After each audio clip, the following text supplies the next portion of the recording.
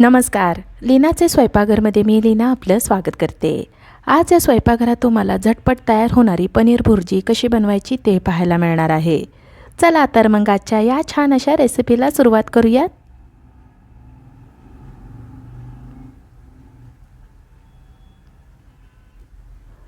कढईमध्ये 1.5 पळी तेल घालूयात।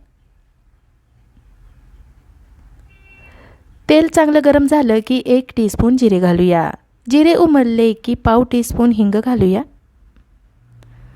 2 मध्यम आकाराचे कांदे बारीक चिरून घेतलेले आहे, कांदा घालूया।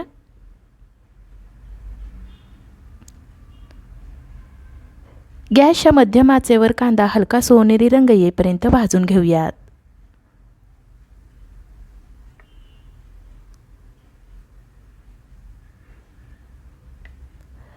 सात ते 8 मिनिटांनंतर कांद्याला हलका सोनेरी रंग आलेला आहे।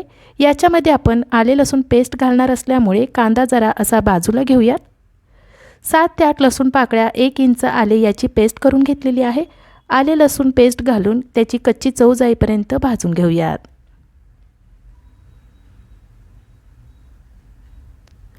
आले लसणाची पेस्ट आपली छान भाजून झाली आहे।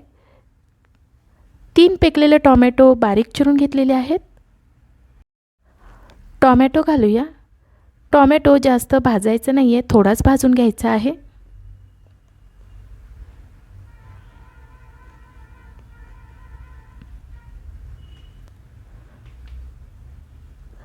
दोन 3 मिनिटे टोमॅटो आपला भाजून झालेला आहे। 2 ढोबळी मिरची बिया काढून बारीक चिरून घेतलेली आहे।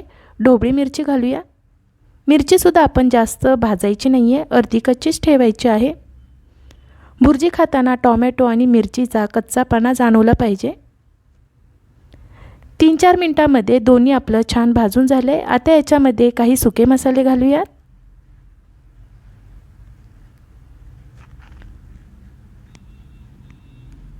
एक चमचा धने पावडर, अर्धा चमचा जिरे पावडर, 1 चमचा कांदा लसूण मसाला घालूया। मसाला करपू नये म्हणून गॅसची आच कमी करून अर्धा ते 1 मिनिट भाजून घेऊया। कांदा लसूण मसाल्याऐवजी तुम्ही लाल तिखट सुद्धा वापरू शकता।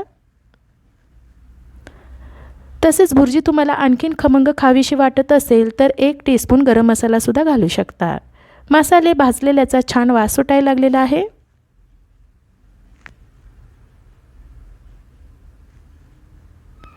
इथे 150 ग्रॅम पनीरचे असे मोठे मोठे हाताने तुकडे करून घेतलेले आहे। भुर्जीसाठी पनीर मोठ्या किसणीने किसून घेतात, पण ती केलेली भुर्जी गरम गरमच खावी लागते। हाताने असे तुकडे केल्यामुळे भुर्जी थंड झाली तरी ती चांगली लागते। पनीरचे तुकडे घालूया। चवीनुसार मीठ घालून मिक्स करून घेऊयात। जर तुम्हाला भुर्जी थोडी कोरडी वाटत असेल तरच पाण्याचा हबका मारायचा आहे। ओलसर असेल तर पाण्याचा हबका मारायची गरज लागणार नाहीये। तसेच जास्त शिजवायची गरज लागणार नाहीये, नुसतंच मिक्स करून घ्यायचं आहे। मिक्स करून झाल्यावर सगळ्यात शेवटी बारीक चिरलेली कोथिंबीर घालून मिक्स करूया। 10 मिनिटात आपली पनीर भुर्जी तयार झालेली आहे। ही भुर्जी तुम्ही डब्यासाठी जेवणासाठी करू शकता।